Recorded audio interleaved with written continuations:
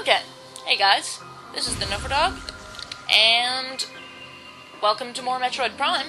In the last episode, we defeated a fully grown Sheegoth for the first time, and there are now baby Sheegoths in this main hub room of Phendrana Shorelines, which is kind of scary, but not really, because I used to have a hard time with them, but they're really not very hard to defeat. And I guess I might as well try the wave beam out on this one, but it actually does a little bit less damage to them than the power beam. For these guys, you're still better off just, see, I didn't destroy his shell in one, charge shot. So for these guys, wow, that almost hit me. For these guys, you're still probably better off using the, power beam. But the wave beam is good on a lot of other stuff, because it doesn't have as fast a fire rate, but the individual shots have a bit more power and more homing ability. Anyway,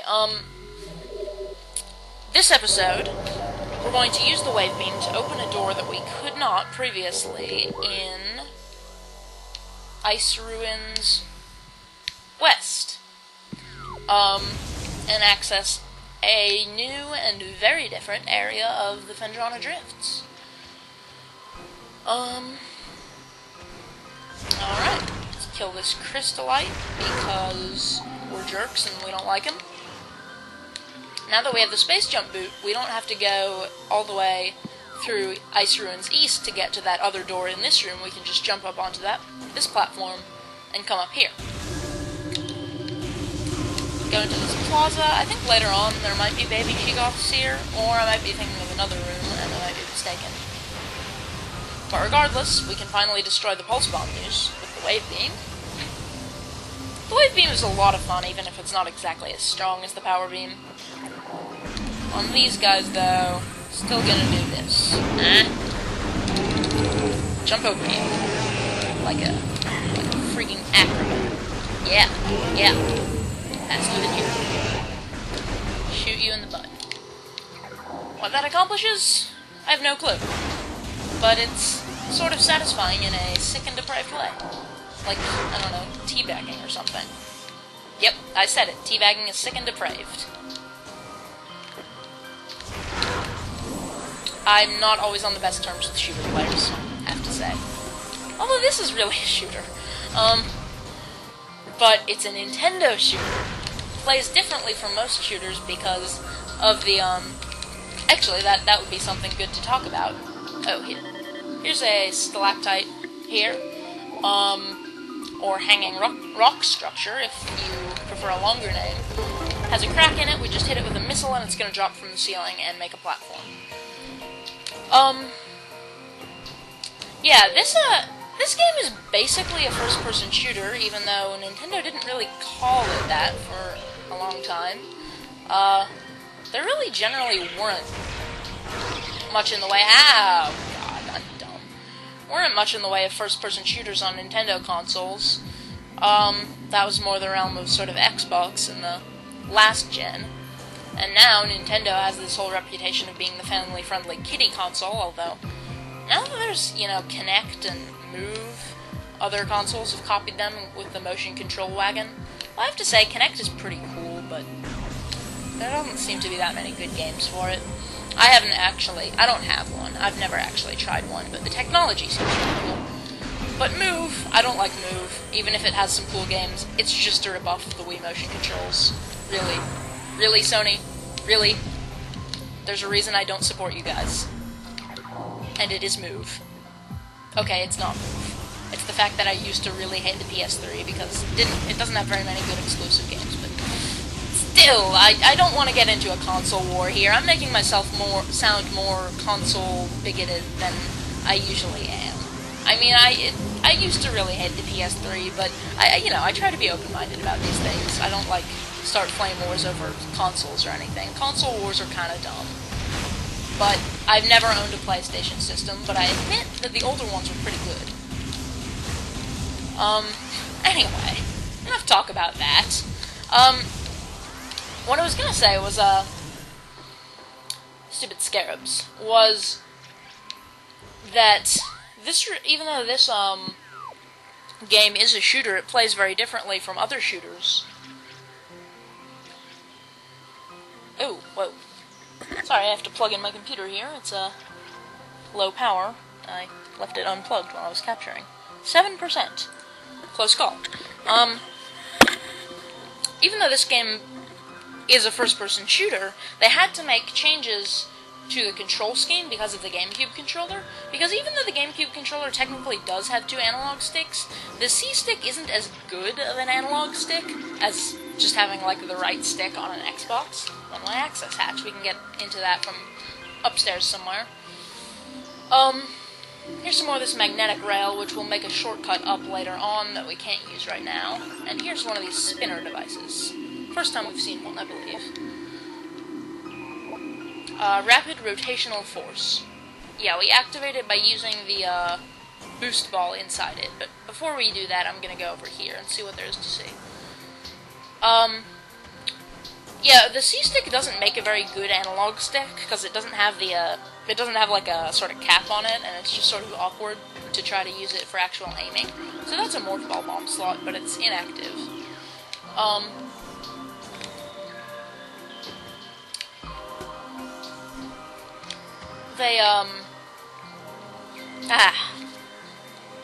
Hey, guess what I like doing? I bet you guys can't guess what I like doing. I like getting off track! Yeah! I'm actually not sure if both these spinners, like...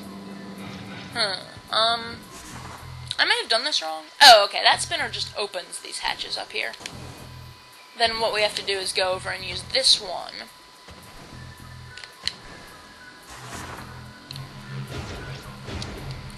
And this spinner is going to... Oh, open the other hatches. Right, okay. And now that both are active, it's going to activate the bomb slot. Okay, I'm remembering this now. There's so many little switches and things you have to activate here that I kind of forget how this all works, even though it's really a pretty simple puzzle. Anyway, tracks. Tracks. Tracks are for noobs. No, they're not. I don't insult noobs. Except in jest. Only when I'm joking. Okay, I'm digging myself into a hole here. I'm just making myself sound really stupid and, in some ways, jerkish. So that's gonna make these things start spraying water, and these 3 ice platforms that are not connected to the ground are gonna float up to the surface. There's a couple things we can do here, and I'm actually going to do something totally optional first, which is go into this little hatch. Ah, crap. Okay, I missed it. You may have noticed, we don't have any, like, air meter or anything. We can survive indefinitely underwater, but we just move really slowly underwater, so it's hard to really do anything. And we'll actually get something to fix that later on, because there's going to be a couple areas that have a lot of water we have to go through. Well, that was a utter failure. I get the feeling I'm not going to get much done this episode. Activate the water again. Yeah, because the C-stick isn't a very good control stick, the Nintendo, or Retro Studios really, the people making this game, couldn't really do with this game on the GameCube what a more standard shooter control scheme might have done on, like, the Xbox, of, flicker rats, with the whole dual-stick controls. So they had to make all these changes to the, aiming and control scheme, which seem a little awkward in comparison, but I think they work pretty well, and work to sort of set the game apart, and make it different from your standard first-person shooter. Which is good, because it's a Nintendo game, and they like to set themselves apart, you know, innovation, even though it doesn't always work that well. So anyway, here's an energy tank, so now we have 4 of them, for a maximum of almost 500 health. And that's gonna shoot us out that access hatch. Yep, that's what that did. Yeah, that was something totally optional, but I like getting the optional power-ups. As I said, I'm gonna go for 100% on the items in this run, if not on the, scans. I don't actually know how to get 100% scans in this game, but items, I do, and there might be some that I forget about, but I have a guide I can look up online if it comes to that, but I can remember them pretty well generally. So anyway, we got that energy tank. Raise these up a bit.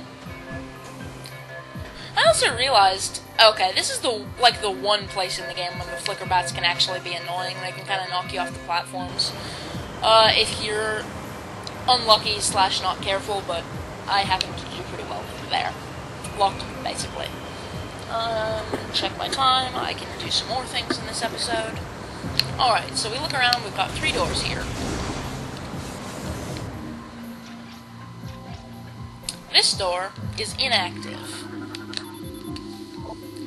Has no power. A nearby power conduit must be energized for it to open. A blast of electrical energy will energize the conduit. The conduit radiates some heat that is invisible in the normal spectrum. And here's a cordite statue that likely has a power conduit behind it. So once we get the item, which we're going to get pretty soon, that lets us destroy cordite, we can blow that up, and then the power conduits, since, you know, they're providing electrical power to things, we turn them on by shooting them with the wave beam. And even though we can't actually see them, you can shoot them and activate them without seeing them, but that one we're also going to get something that's going to let us see it, which will be important in some other rooms. Schematics for Glacier 1 Secure Zone accessed. Personnel bound for Research Area proceed directly to checkpoint. Schematics for Research Lab Hydra accessed. To access Research Lab Hydra, proceed through the purple doors to the south. That's the south? It's hard to keep track of, like, cardinal directions in this game because there's no compass, so you just have to get it from, like, scan data and the names of elevators and that sort of thing. It can be done, but it's not really necessary. Anyway, this is said purple door. Still got a little time. Here's the defense turret. I believe it's the same as all the others. Yep. And the wave beam, this is kind of funny, it doesn't destroy them instantly, but it makes... What? Whoa, whoa, whoa, whoa, whoa, whoa, no, I want to scan this guy. Well, there's a nice view of his mouth there. Morphology Shadow Pirate. Pirate forces trained and equipped for stealth operations. A select group of space pirates have access to sophisticated cloaking technology. This gear drains high levels of power, however, forcing them to rely solely on melee weapons in battle. Use enhanced detection gear when fighting these units. So, I mentioned a ninja pirate on the, pirate frigate earlier. I was wrong. These shadow pirates are the real ninja pirates. They have cloaking technology, which apparently drains so much energy that they can't have guns. So they're going to move fast and be stealthy and prevent us from locking onto them, but highly irradiated biological specimens, fun. But they can't actually shoot us from range. So, okay, it looks like I'm running into sort of a time limit here, so I'm going to end this off here, and in the next episode we're going to see what the heck the space pirates are doing in Phendrana Drifts. See you guys then. And I really need to stop copying Chugga Conroy word for word with my outro. I want to avoid mentioning him due to the possibility of seeming like I'm copying him, but he is kind of my inspiration for doing these Let's Plays, even though I've thought about making gaming videos in some form or another for a long time. Anyway, I'm getting sidetracked again and running further overtime.